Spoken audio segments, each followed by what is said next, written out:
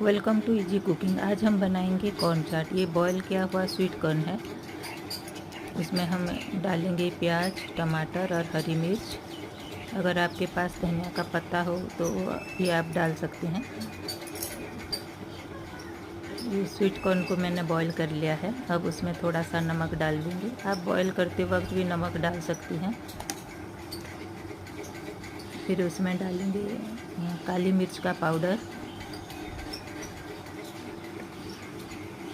और उसमें फिर ये कटे हुए प्याज, टमाटर और हरी मिर्च डाल देंगे। ये बहुत ही हेल्दी होता है। बारिश के महीने में तो बहुत ज़्यादा मिलता है कॉर्न। आप इसको रोस्ट करके भी खा सकते हैं।